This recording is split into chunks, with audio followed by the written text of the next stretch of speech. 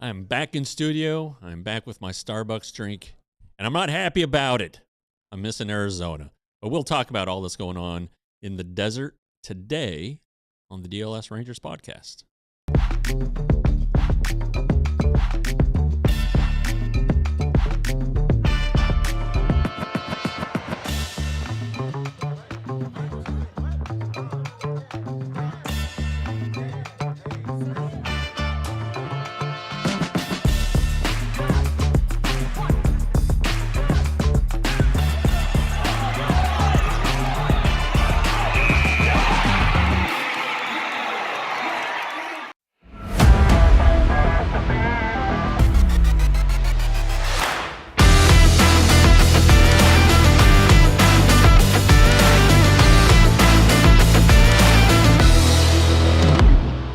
Yeah, it's a little early, isn't it? It's the fourth game of spring training today. But you know what? I've done roster predictions earlier than this. We're going to go ahead and get one done today here on the DLS Rangers podcast. I'm Jeff Wilson. Elijah is in the house, the prophet, making me look good. And boy, do I need help with that. Mavs crew yucking it up in the background. But pretty excited over there, and everybody else with the hockey gold medal game and Team USA winning. Go ahead and subscribe to this podcast. Hit the button. Go ahead and subscribe. Become a diehard. We'll talk about a sale we've got going on. Join the Supporters Club. We'll talk about that as well. But anyway, we got to start this thing off with a camp rundown, as we do at the start of every show during spring training. A lot going on. Games are being played, which is awesome. It's sort of, the mundane 10 days there leading up to the first game.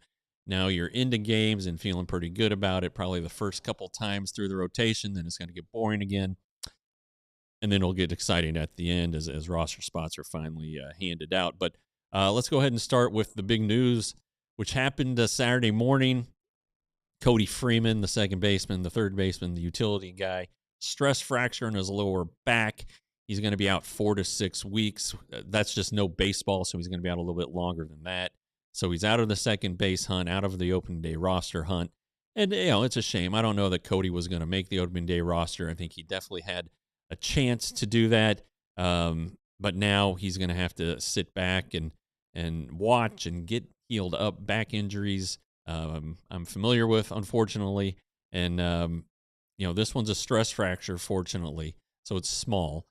He's probably not in a brace. I saw him, it's interesting because I saw him Friday morning. He was wearing like a back heating pad that they have and trying to get it loosened up. And apparently, it was time to get some imaging done and it didn't show what they wanted to show for sure. So that kind of stinks.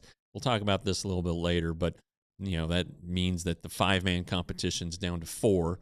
And really it's like 4 right-handed hitters competing to be potentially a platoon partner with Josh Smith. And, we didn't report this, I guess, but when Corey Seager gave his, pre-camp amble, he had talked about, his relationship with Josh Smith and how he's very excited for this opportunity for Josh to be the second baseman. It's like, in Corey's mind, it's already done. I don't know if he will make the roster decision or not, but Josh is going to get most of those at bats. I don't think there's any question about it.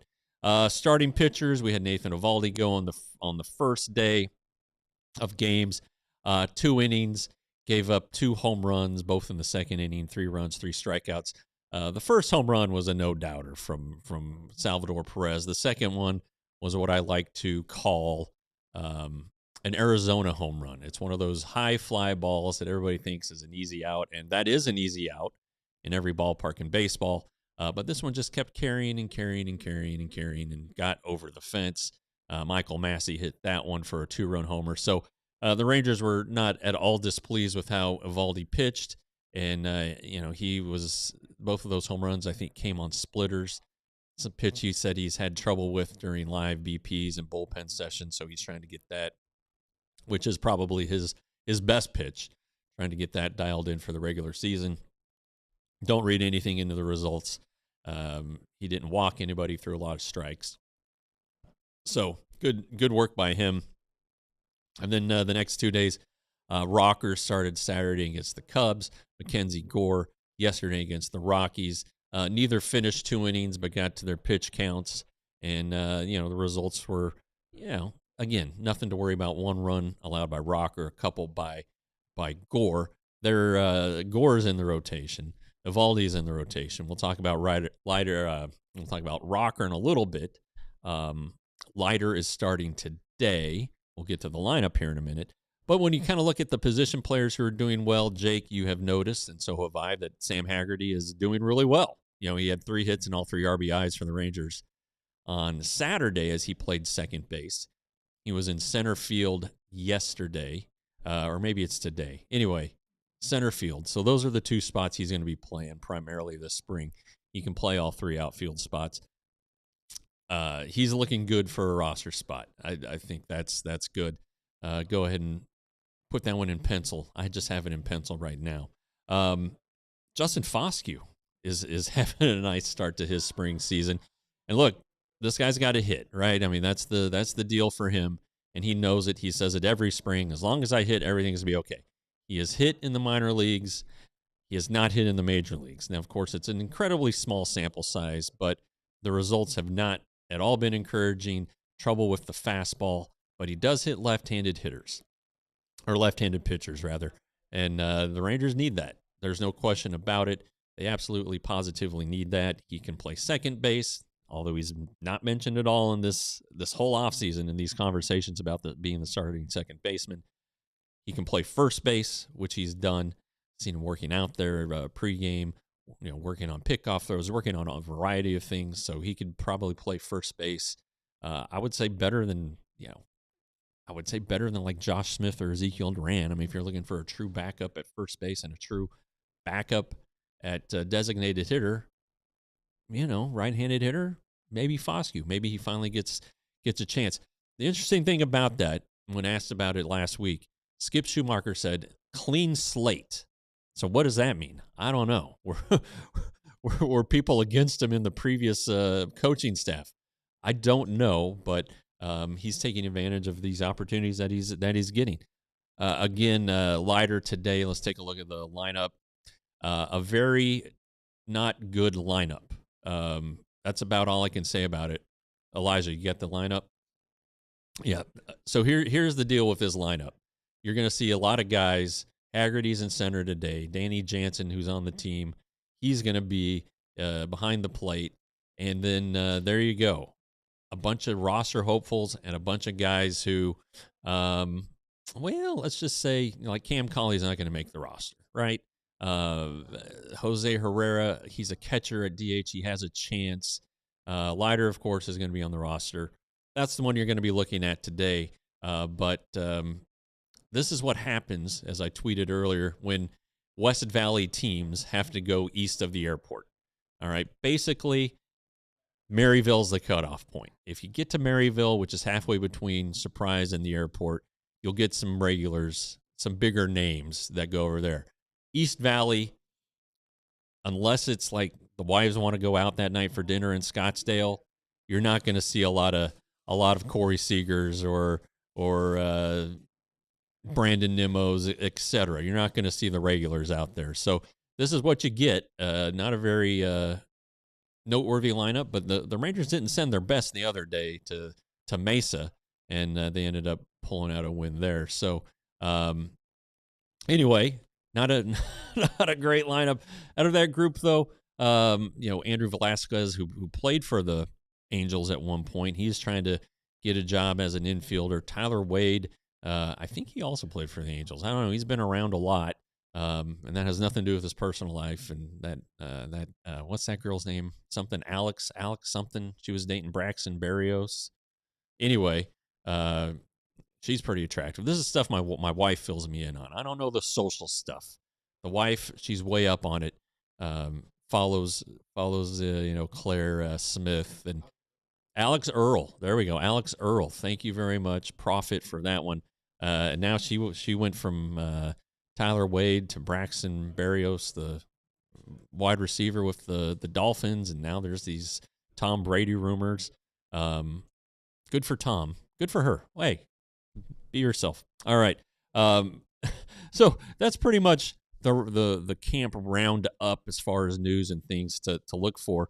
Um, there are a couple guys though who I saw Friday, and I did a little story on this about the opener, which the Rangers lost 7-3. We talked about Eovaldi. Robert Garcia did not pitch well. But these guys are getting in their work. He's getting ready to go off to Team Mexico. He is pitching today. The pitchers today, I did look this up. After Leiter, Garcia, Colwyn, Gavin Collier, everybody's favorite, and Peyton Gray, the right-handers.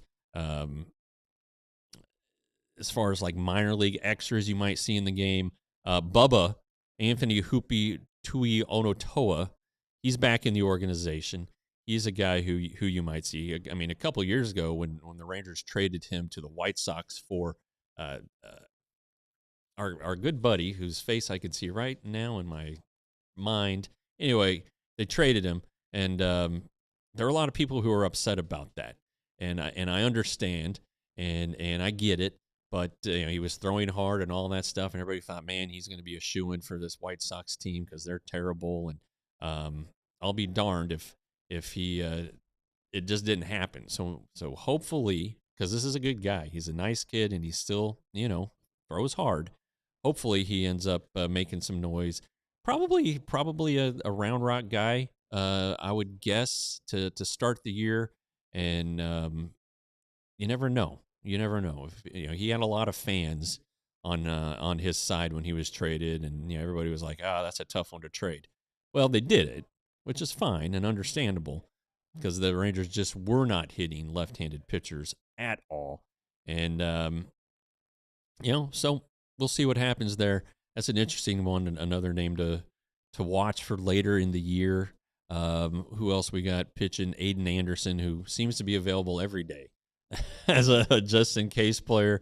Malcolm Moore is one of the catchers who could see some time today in Tempe at Diablo Stadium against those Angels. Janet says Angels have several starters in the game, and they should. They should. I'm not at all entirely surprised that the Rangers are starting one of their guys, one of their projected starters against a division opponent. I think it's early. Jack's probably not dialed in. He's probably going to be doing a lot of things that he ordinarily won't do during the regular season as far as pitch sequences and pitches that he's throwing in certain counts and all that stuff. But it's still a little bit surprising to me that they're allowing somebody who potentially could pitch against the Angels 4 times in the regular season against them. So we'll see how that pans out. I certainly think that he'll be fine. Jack, he's got to throw strikes, right? And he started to do that a lot the second half last year. He gained some confidence from watching Jacob deGrom and Nathan Eovaldi and talking to them endlessly about just letting his stuff play. He specifically mentioned deGrom after one start, saying, "I've just been watching Jacob, and he doesn't care. He just throws it over the plate and trusts that it's going to work." And guess what? It does. And so does Jack's stuff. We saw his second half. The player who the Rangers traded Bubba for was Robbie Grossman. I don't know how his name escaped me, but it did. And starting to worry about my memory a little bit as I creep up here in the years and all this stuff. But so that's about it. Again, I did like in the opener after Garcia. I really liked Trey Supak's performance. Super nice guy, giant hands. Had the great finish last year at Round Rock.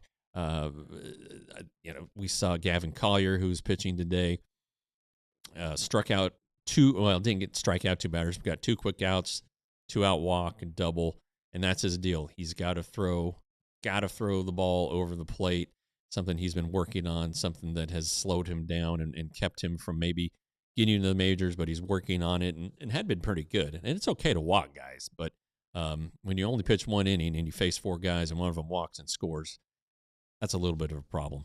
Some other guys, Foscue again had the nice day, and one thing I have noticed is the Rangers have scored they've manufactured a lot of runs. They've had a lot of walks, and they have used sacrifice flies and infield ground outs to get runs home. And guess what? That is the Skip Schumaker way.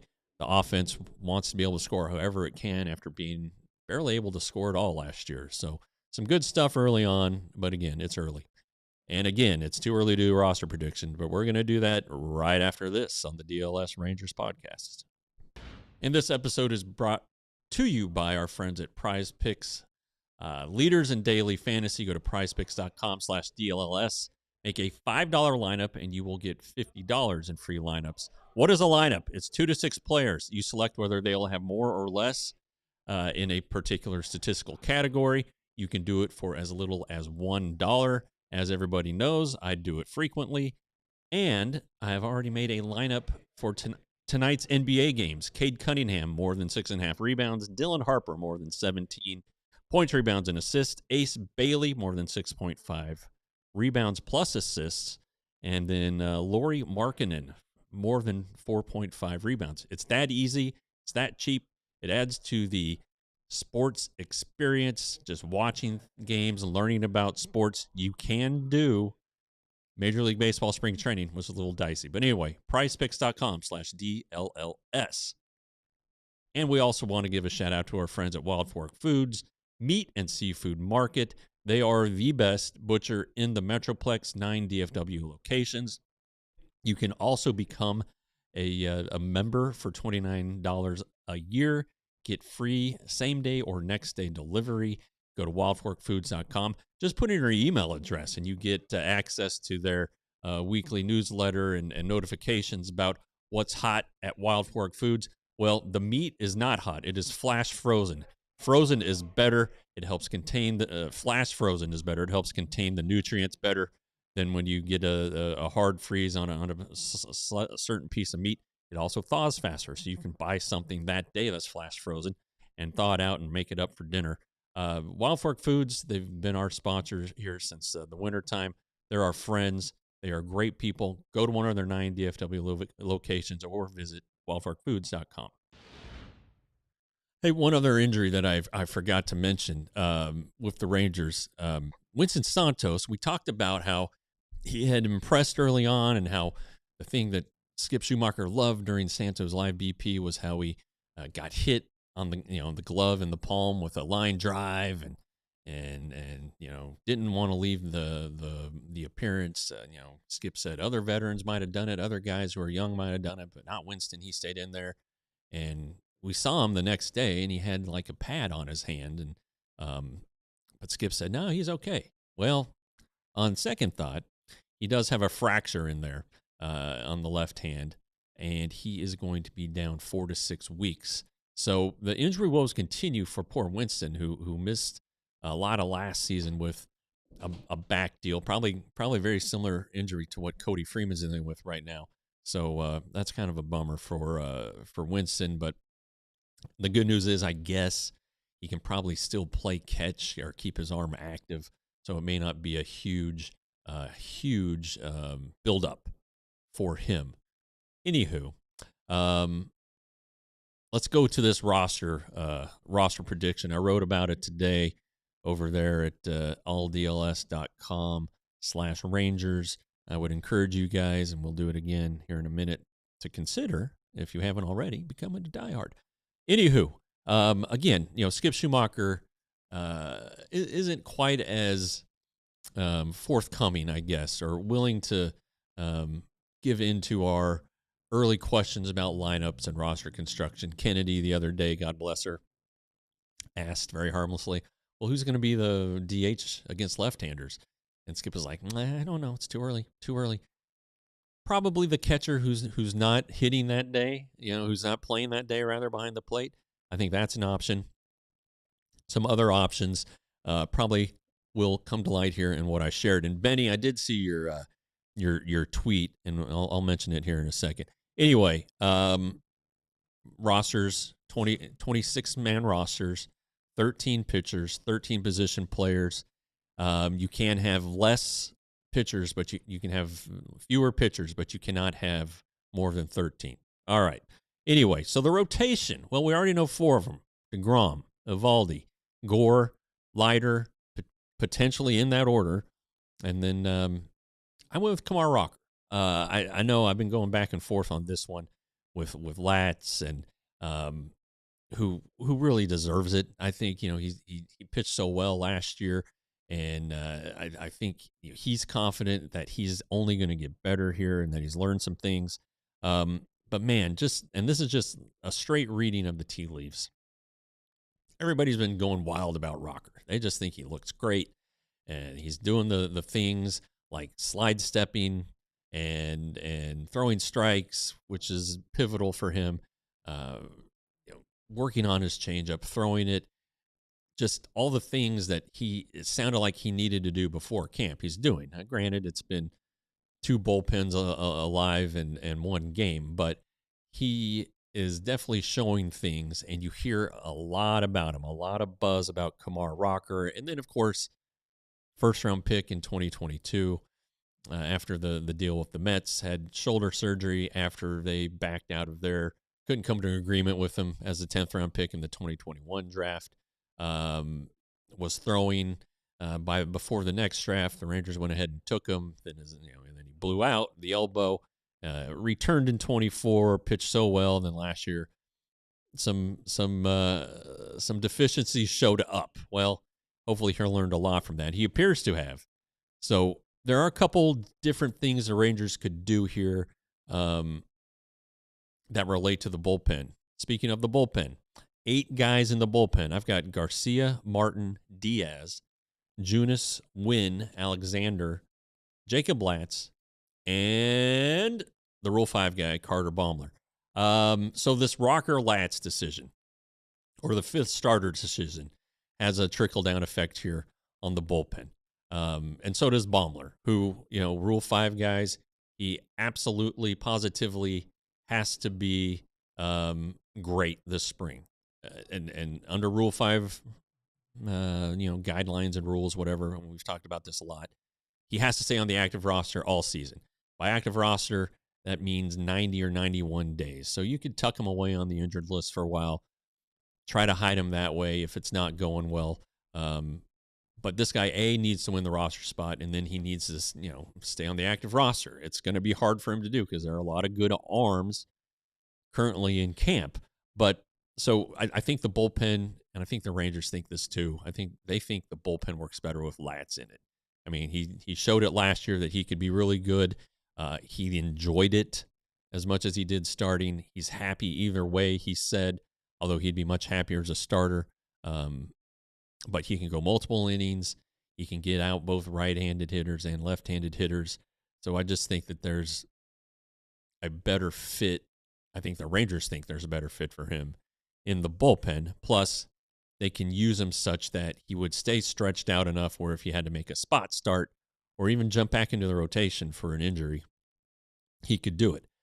They could also try to find a way to keep Cal Quantrill, who's in camp on a minor league deal. The Rangers, Chris Young, believe very, very heavily and heartily and strongly in having rotation depth, which they didn't have last year. We saw in middle March last year, Cody Bradford and John Gray to go down. Very, very, unfortunate, obviously, for them and for the Rangers because that forced Rocker into the rotation, to put Leiter into the rotation, and they really didn't have a ton of great depth down at AAA. So Cal Quantrill, a veteran guy, if he would agree to go to the minors if he doesn't make the team, that'd be one thing. Same thing with Austin Gomber, who's pitched in the big leagues now. But I don't know that they would do that. I would think that Quantrill is going to pitch for Canada, so he's going to get some exposure here in the WBC. I would think that enough people know about him, enough teams might need somebody to fill out their rotation or may not like their options.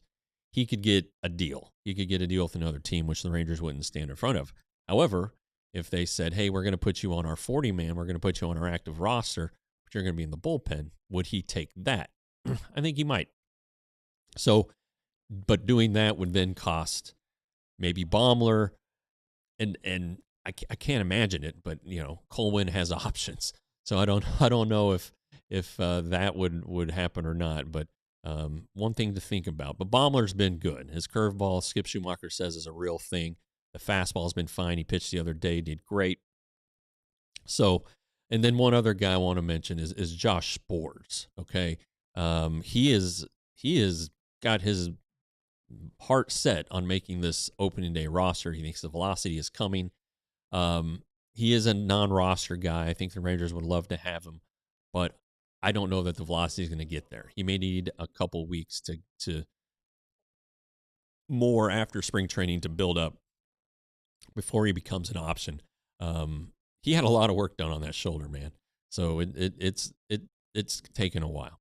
All right, catchers. This one's a slam dunk. Higashioka and Jansen. If anything happens to either one of them, Willie MacGyver, who's been great. This guy's like a human hype machine behind the plate. He is really fun to listen to during live batting practice and bullpen sessions. And you know, if his bat comes around, he could be serviceable for a couple weeks. He's on option. He has minor league option, so that is a big deal. It is great to have a backup catcher who has minor league options. Infielders. Here we go. 5 of them. I've got Jake Berger, Josh Young, Corey Seager. Yeah, not an upset there. Josh Smith and Ezekiel Duran. I went with Duran because, and this is a thing. This is a real thing. He's the best backup shortstop. I mean, the best backup shortstop is probably Josh Smith. He's probably the best backup third baseman. But since he's going to be the second baseman most of the time, I'm wagering that the Rangers do not want him moving back and forth. They want him to get better at second base. If they want him to be the everyday guy, then he needs to play second base. And when Corey needs a day off, boom, here comes Ezekiel Duran. If Josh Young needs a day off, Ezekiel Duran can play third. Jake Berger needs a day off. Ezekiel Duran can play first. When there's a left-hander that the Rangers don't want Brandon Nimmo or Evan Carter to play, Ezekiel Duran can play either corner, and he's got this huge arm. Watching these guys take like infield practice and watching them throw, Zeke's arm is just that much better than everybody else. It really is. It's apparent even to an amateur eye like me. And I caution in this story to not sleep on Foscue. Maybe it's just because I like him, but maybe it's because he's done so early here. Maybe it's what Skip Schumaker's had to say about him. But he's putting in the work, and all these guys come at their own time on their own schedules, and maybe this is when Justin Foscue comes.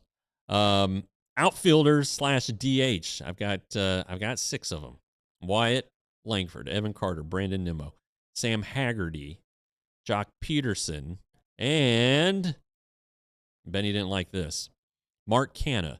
And I don't know that I like it either, Benny, to be perfectly honest with you. I've seen the numbers, and they talk about, well, he's a right-handed bat. He's not a great right-handed bat against lefties, right? So we'll see about that one. I think, though, just listening to Skip Schumaker talk about the bench, that Skip Schumaker wants a veteran guys who can come off and pinch hit and have experience with that, so that if a platoon is needed, which it will be a DH, the Rangers will utilize that. Haggerty, who's a switch hitter, is actually better as a right-handed hitter against lefties, so I think that helps his case. Plus, he does a little bit of everything well. He can draw walks, he can steal bags, he can play out all 3 outfield spots well enough. He can play second base, so he's a guy that a winning team has. He knows how to come off the bench and how to perform without regular at bats. And so does Mark Canha, who's become a part-time player. His everyday days are behind him. The Rangers didn't just sign him for giggles. They signed him because they think he might be able to help him as a right-handed bat, and maybe he can. He has to have a good spring, I think. He's playing today, as we saw. He can play a little first base too, so that doesn't hurt. So I think that as of right now, I'm giving the edge to the bench spot to the veteran guys. A couple notes on Langford and Nimmo. You've noticed they haven't played, I'm sure. And I think we've talked about this. Langford's not going to play probably until this week. Maybe tomorrow will be his debut. The Rangers are at home. Nimmo, I think I heard him say March 5th. He's probably not going to play till March 5th. And Benny, I did see your note about the slow starts he's had. Apparently, though, this is the way he feels like works best for him and his body. And I don't know, maybe the third time's a charm. I don't know how long he's been doing this, but maybe he's struck on something and thinks it's going to happen now. I also think that putting him back at the top of the order is a legitimate thing. It's going to change his approach a little bit. He's going to go up there not looking necessarily to do damage like he had done in the middle of the Mets lineup the last couple of years. Back at the top, I think he will, fall back into line where he'll be opportunistic with the power and can still hit 20 or 30 homers, but he's also going to be trying to walk a little bit more. And maybe that will have a good effect on him when it comes to getting off to a good start. Seeing pitches and recognizing pitches. All right, that went fast. Janet, I'll answer your questions in a minute. Anywho, we are going to go to our next ad break. When we come back, I'll answer a couple more questions. I think I might have a couple more things to say about the lineup, and then we'll talk about the ABS. And we'll do that right after this on the DLS Rangers podcast. Here we go. There we go. All right, guys. Supporters Club time. There you go. Join the Supporters Club. You go to our YouTube homepage, which is youtube.com/@DLS_sports. And it'll take you right there, and you'll see a join button, which I think is next to the subscribe button. You've probably all hit the subscribe button. Maybe not all of you have hit the join button. So go ahead and do that. It doesn't cost much. And it's like, as I like to say, it's our diehard membership for our YouTube channel. You get exclusive videos from all four of our beats. So not just Rangers, but also Mavs and Stars, who have a lot to talk about now that the Olympics is over and getting ready to fire up again. And then the Cowboys and the Cowboys crew headed to the Combine this week. John, the producer, was headed out. He had all of his stuff with him. So off to Indianapolis they go. It's supposed to be cold there. I'm sure that they'll try to sneak in some St. Elmo's action. Pretty good steaks if you can get them. Anyway, I just did a video last week. I sent Kat the clips. She was going to try to put it together. If I haven't seen a finished product yet, so it's not going to be. It's out soon if it's not out already. And then while we're talking about other things, look at that deal. Rangers, DLS Rangers Spring Training Special, $36 for 1 year. So here's what you get. All access to all of our stories, and you still get the free shirt. $36. The best coverage of spring training. We're being a little biased, I think, but it's true. And all you have to do is go to alldls.com and I'll point you in all the directions. I tweeted that out, our DLS Sports Twitter account and the Rangers account tweeted it out. You can hit that QR code. So become a diehard today, and we will remind you about that next ad break. All right, so a couple of questions. Janet, do all of the platoon guys have a history of good health? Sam Haggerty does not. I would say that Sam had been healthy. Then he had a Achilles injury in 24 that killed his season, and he came back from it last year. And then you saw at the end of last year, he had another issue and probably didn't play at all in September. I think he ended the year on the 60. So that's a consideration. But he's looked A-OK so far. Hellman, as far as I know, has been healthy. You go back and look at his stats in the minor leagues. A lot of games that he played. Who else? Duran has been healthy. We know that. He's actually been a pretty steady guy as a fill-in, full-time fill-in, as he was for Seager. We've talked about that. But yeah, Canha was hurt last year. He had like a tennis elbow thing. He ran into a fence while trying to track down a fly ball with the Royals, and it bugged him the rest of the season that he was with them. They released him or designated him for assignment in right after the trade deadline, but he, I think, had been on a rehab assignment, he said, and was feeling pretty good. So he's healthy now, so that's all that matters. But good question, because that's a thing. Why do you want to put a guy on the roster who's going to be hurt a lot? So anyway, okay, a couple other thoughts. The bullpen thing is kind of, there are just so many guys in camp who could be relievers, and so few spots, I guess.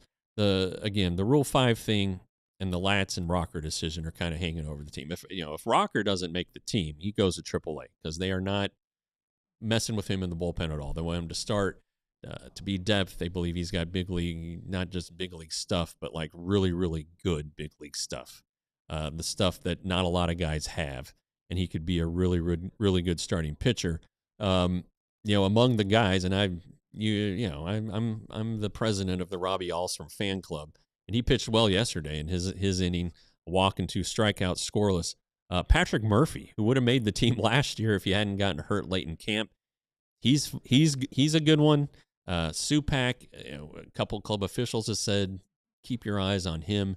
He could be a sneaky good guy. Likening him to Caleb Bosley last year, and maybe Paul Quantrill could be that guy too, or he could be Adrian Hauser, who did go to AAA, accepted the assignment, and ended up getting a job with the White Sox because they needed a starter. That's another possible avenue for Quantrill, I suppose. Although I'm sure he would much rather be on the opening day roster. Then another thing, we're talking about spot starters here with Latz and maybe Quantrill. Tyler Alexander, who had a good outing yesterday in his spring debut, he's a guy who started some ball games in his career. Former TCU kid from Southlake, not a kid anymore, but he's a hoot. First of all, he's fun to talk to and cracks me up. But he has made a lot of starts in his career, and I believe last year he really, which I guess this isn't saying anything. We've heard this before. He shoved against the Rangers, so it's a little bit different. It's a little bit funky the way he throws, but a guy who I wouldn't be surprised if at some point this year makes a start or two. So there you go. Okay, so that's about it on that. On the outfielders, Hellman, I think, has a chance. I don't know that Alejandro Osuna does just because he bats left-handed, which is kind of crummy for him. And then the Tyler Wade, who I believe is a left-handed hitter. I don't know. He might bat right-handed. I think he bats right-handed. Anyway, he keeps coming up. The Alex Earl guy that keeps coming up. He's super fast and is versatile. He's going to play some first base. He can play outfield. He can play up the middle. So a guy that Skip Schumaker continues to mention, and somebody who we probably ought to dial in a little closer to here over the next couple weeks and see how it pans out. All right, Friday in the opener, we didn't have a chance to talk about what happened in the game. Before the game, we did talk about the ABS system, automatic balls and strike, the challenge system, that it was going to be in games. And by God, the Rangers didn't wait very long. Kyle Higashioka in the first inning went to the helmet, tapped the helmet, and challenged a pitch that was called a ball and was confirmed to be a ball. And Corey Seager was up in the bottom of the first, and I believe the Royals challenged a pitch against him. Anyway, you don't want to use him in the first inning. Nathan Eovaldi used one in the second inning. That one was gave a little more insight to how the Rangers are going to figure this out, how they want to utilize the challenge system. Eovaldi said that they have talked about when to use them, leverage spots. And when Eovaldi used it, it was a 3-2 count. I don't remember the batter. You'll have to excuse me for that one. But it was a pitch right close. That was called ball 4. Well, Eovaldi hit the helmet, hit his head. They did the replay, and it caught this much of the box rather. So I guess the plate, and it turned into a strikeout. So there are leverage spots when they're going to want to use them. And honestly, it was the difference between a 2-run homer and a 3-run homer. So it saved the Rangers a run. It saved Nathan Eovaldi a run. So you kind of are starting to gain insight. Now, after the game, Skip Schumaker was asked about it, and he's like, well, we don't want to use him early. So I don't know that he was particularly thrilled with Kyle Higashioka doing it in the first inning of the first spring game. But you're going to have to pick and choose when you do it. Try to save some for later. You get 2 challenges. If every time you challenge and get it right, you keep the challenge. You challenge and you get it wrong, and you're done, and you don't want to be done in the second inning. And Nathan Eovaldi acknowledged that too. He was just kind of giving it a whirl. I think a lot of these guys want to just say, hey, I can do this. This is fun, and they're going to do it probably at times that the manager wishes they won't. And Skip was asked by another reporter, it's spring training. And Skip was like, well, I don't care. We need to do things the way we want to do them in the regular season. We want to be intentional and make sure that we're doing it right and following the forces, or the guidelines that will take the Rangers into the season and do what's asked. I certainly like the ABS. It doesn't take long at all. And it's been long overdue. It's been in tennis, not the ABS, but the replay challenge system has been in tennis for a long time, and it takes no time at all to do it. Well, neither does this. Basically, it's a tap of the helmet or the hat. Umpire turns on his mic and turns around and says, the batter has challenged the ball call on the field. Turns off his mic, goes straight to the video board, and they show it at a couple different angles of whether it hit or missed the strike zone. And then he comes on and says the call is confirmed or the call is overturned. It takes 20 seconds. It does not slow the game down much at all. It's long overdue. And like in tennis, they usually challenge serves, whether they're aces or not. And, it's quick. It's automatic. And the crowd gets into it.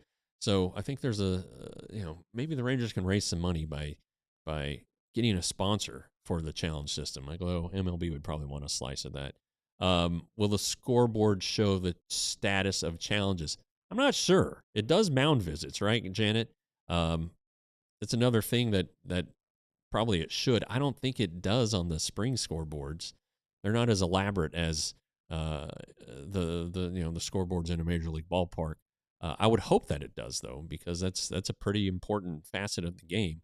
But I don't remember it showing like regular challenges either. How many the Rangers would have, or any team has left, like if you challenge a play at second base or something. So I don't remember that in the past either. Rarities. Does Robert Garcia have any options remaining? Well, that's a good question. I would assume he does. But I'm not. He's not arbitration eligible yet, so I'd assume that he does. My media guide's over there, so I can't. I'd have to stand up and leave the screen blank. But I hope that the Rangers don't have to ask if he has any options remaining, because that means that he's pitching well. I wouldn't get too worked up about what he did the other day. All right, he's going to pitch today. In probably in less than an hour, he will be pitching. He'll be the first reliever in, and I don't know. He may get one more. He probably would get one more appearance before he goes off to join Team Mexico. Yeah, I mean, you want to see this guy dial in. You want the guy who has been anointed as one of the potential early season closers. You don't want to see him giving up 3 runs, and it's not just he gave up 3 runs. It's that he didn't pitch well. It's not like it wasn't like 2 dinkers and, an error, although there was an error in there. It was just, he was all over the place and threw a lot of pitches. Again, he hit his pitch limit before he got his 3 outs. And that is not good at all. So and I know it's the first outing and we're talking about, spring results don't matter early on, but still, the guy who wants to be the closer, who had trouble closing last year, he probably wants to be better too. So we'll see what happens. But again, these guys are working on things. Relievers need time too and are working on things. I think it'll be interesting to see how he does pitching for Mexico, because he's probably going to get some leverage innings for that team. And that could, and if he doesn't do well, I wonder if it would have a mental impact, or if he'd be like, okay, well, I got those out of the way. Now let's get ready for the season. I don't know. We'll sit and watch and sit back and wait and see. But yeah, don't you feel a little bit nervous? Oh, and another, as long as we're talking about guys who are going to be late to start camp, Chris Martin, another guy who the Rangers are going to take it easy with, as they should, as he approaches his 90th birthday or whatever it is. I think just his 40th, but He's been showing up and doing all the work, and he will at some point appear in a game. He probably doesn't need more than 5 or 6, and he'll be just fine to go. For the start of the regular season, I'll be interested, though, to see how they utilize him early on. Will they pitch him on back-to-back days? I wouldn't suggest it, especially in cold locales like Philadelphia, potentially, and Baltimore, potentially, in late March and early April. Can see it getting chilly there. So we'll just have to watch and see how that one plays out. All right. That segment also went fast. I hope the show's flying by for you guys, too. That means it's a good one. One more ad break. We'll talk about a couple different things, and then we'll come back and we'll bat some cleanup on the DLLS Rangers podcast. All right, guys, we just talked about it. We're going to do it again. It's the DLS Rangers Spring Training Die Hard Sale. $36 for a full year. Okay, there you go. You get the free T-shirt. You get my coverage. I am curious on the graphic. I wonder if they're doing this all around and they just pulled a general, like, crowd shot. That's Camelback Ranch, where the White Sox and Dodgers train. It's not Surprise Stadium. But anyway, who's going to notice that other than us baseball experts? So, yeah, again, what we all talked about there earlier. You get all access to all of our stories. We're about to do the combine for the Cowboys. The Stars are getting back in action. The Mavs broke their long losing streak last night, beating fellow Tinker Indiana, and then I have a bunch of stuff. So scan the QR code or go to alldls.com and figure out. It'll take you right to where you need to go. Also, you get the free T-shirt, and you go find the free T-shirt at store.allcitynetwork.com. I mean, that's that red one, that red T-shirt on that graphics, the spring training graphics, pretty nice. I've got that one. For the Love of Texas shirt, the Big League Chew one is a favorite. The Rangers Die Hard is a favorite. Of course, the Nolan Ryan, Robin Ventura shirt is a favorite of everybody as well, too. All kinds of stuff. There you go. There's the Dallas collection. But there's 52 shirts. You don't just get to choose from those 6. There's like 50 plus shirts from all of our beats to choose from. Sweatshirts, as you see I'm wearing today. Got the 5 hats. This is one of the 5 right here. So I'm doubled up on the merch. Go ahead and go over there, store.allcitynetwork.com, and get your stuff today. All right. It is time once again for batting cleanup. Let's get down there. We're going to start off with a kind of a sad note. Bill Mazeroski, the Hall of Fame second baseman for the Pirates, he passed away over the weekend. He's 89 years old. He won 2 World Series with the Pirates, but none more famous than what he did in 1960, Game 7 against the Yankees, 9th inning.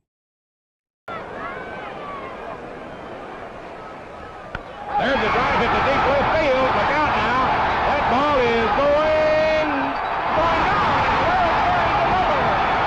Mazeroski hits it over the left field fence for a home run, and the Pirates win it 10-9 and win the World Series.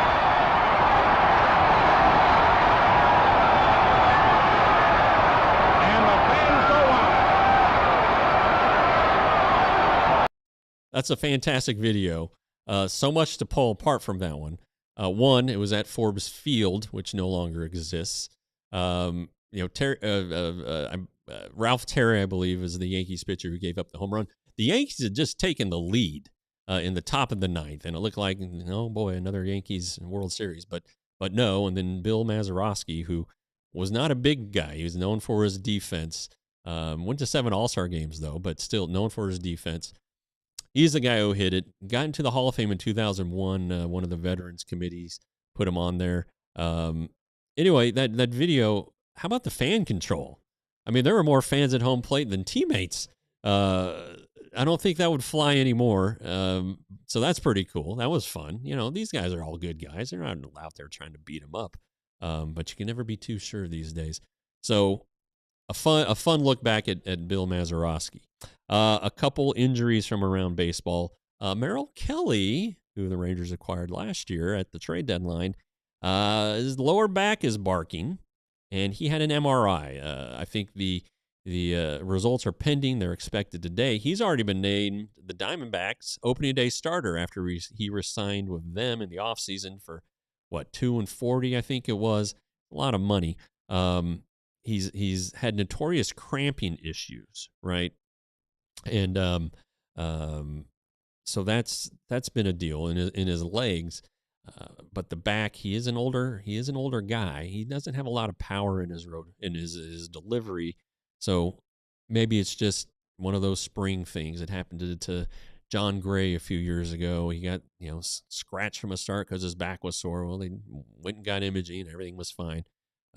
So got to keep an eye on that one. Over in Twins camp, they're already without Pablo Lopez, who had the torn UCL ligament and is having Tommy John surgery. Might have already had it. Joe Ryan, who is probably better than Pablo Lopez and who definitely is a better trade chip, he had some elbow soreness after his first outing or something in some throwing session in spring training there in Florida. No UCL tear, according to the MRI imaging, just some inflammation.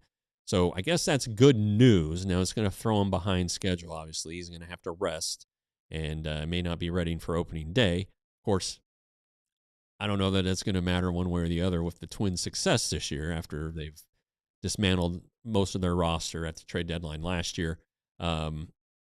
So something to watch, though, when the trade deadline comes around. Is this guy going to be healthy or not? There have been a lot of names who have signed minor league contracts. The one that I think is almost a lock for an opening day roster spot is Rhys Hoskins, the first baseman. He's going to go to the Guardians, or he has gone to the Guardians. I think the deal would pay him $1.5 million. This guy who has some power, seems like a fun guy. Kind of a fit. He was a fit in Milwaukee after his days with the Phillies ended. So I bet that one pans out. The Cubs signed Michael Conforto, which is interesting because Conforto last offseason was somebody who the Rangers really wanted. Left-handed hitting outfielder. And he signed with the Dodgers. So, he got his one year and, I don't know, 16 or 17 million. And didn't have a great year at all. Was pretty terrible, but he got his World Series ring and a ton of money. And then Thairo Estrada, who went to the Orioles on a minor league deal, which is purely a reactionary move after what we talked about last week with the injuries to Jordan Westburg and Jackson Holliday. They needed some infield help, so Estrada was available. Blaze Alexander, who they got from the Diamondbacks not that long ago in a trade, he can't play more than one position at a time. And then I know that a lot of you guys probably don't care for George Springer one bit after his Astros days, including 2017 and all of that. However, apparently George is a big hockey fan, and he plays for the Blue Jays, who are located in Canada, the only team in Canada. And George was pretty pumped up yesterday after Team USA beat Team Canada, and he went on out to face somebody in live batting practice, Kevin Gossman. There we go, from Colorado. How can I forget that? And this is what he chose to wear, George Springer.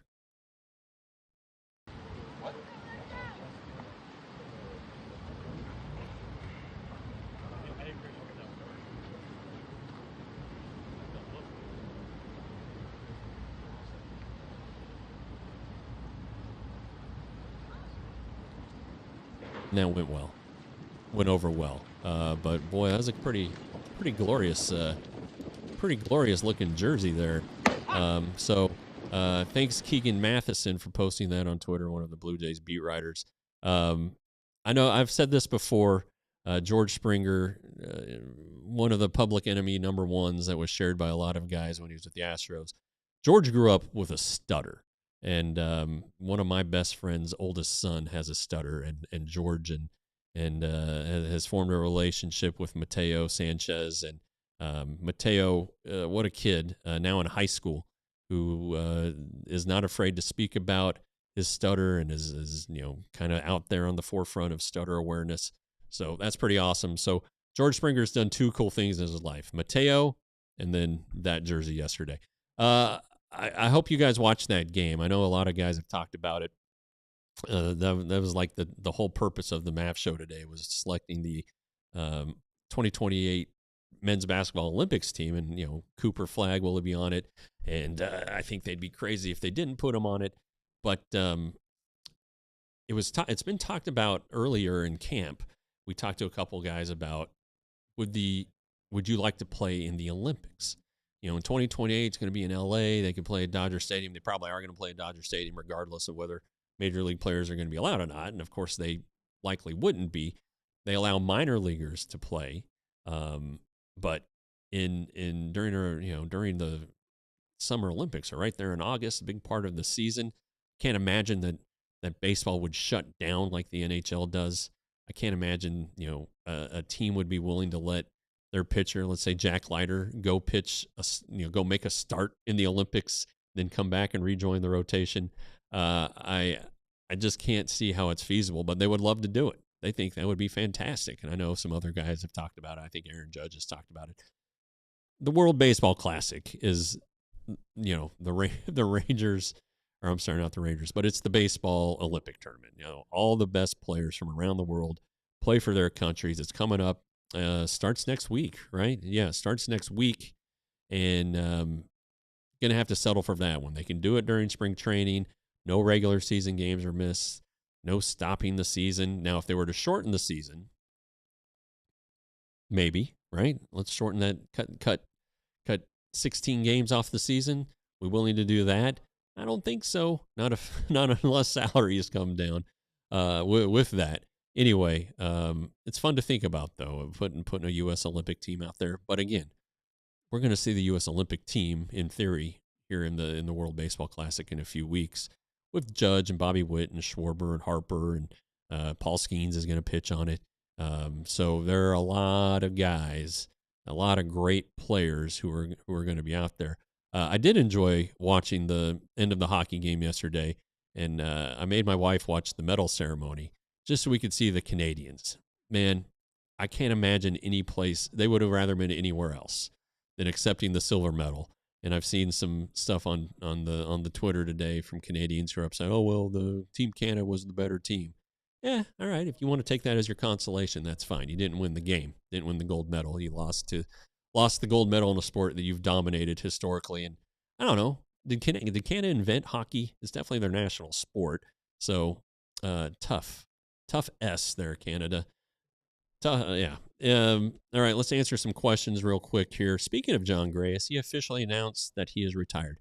I don't think he has, but I don't know that anyone is gonna take him on at this point. His wife had a baby, I believe, in November, and he ended last year basically with thoracic outlet syndrome. I don't know that he was looking forward to having that surgery, which doesn't take a terribly long time to recover from. However, it takes a while to get your velocity back if you ever do. So I don't know about that one. I should just send him a text or call him, see how he's doing. Travis Jankowski, did he choose his number for any specific reason? It's 96, not 16. Jacob Junis has 16. And I don't know, if he just took something that had a 6 on the end of it, or maybe he has a kid who's 9 and one who's 6. I don't know. He has a passel of kids, so I doubt he'd want to leave anybody out. But hopefully once the roster is settled, he's not going to get 16 back because Junis is on the roster, right? He is absolutely on the roster.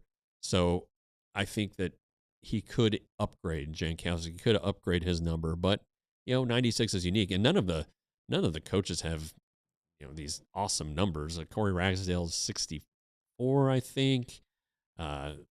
Jordan Teagues is 83. They also don't wear jerseys very often. They're usually in a pullover or something. So I don't know that their number really matters. Now, the on-field coaches like Jankowski and Ragsdale have to have numbers, but we'll see. We'll see that one. Janet, did you hear this is her most recent comment? did you hear Whit Merrifield's comments about Gore being the second best lefty in the majors? Well, that's nice of Whit. I'm assuming he thinks Paul Skeens is better, but or not Paul Skeens, but Tarek Skubal. I would assume that he thinks Tarek Skubal is better.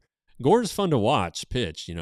He's my height, but he gets so low that you think he's about 5'6", but he's not.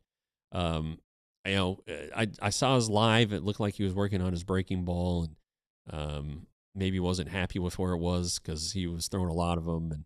But I think he's going to be fine. The Rangers still consider him a young pitcher and hope that he gets a lot of feedback from DeGrom and Eovaldi. But they see room for growth if he can build off. If he can repeat that first half he had last year over a whole season, the Rangers have hit it pretty much out of the park with that trade.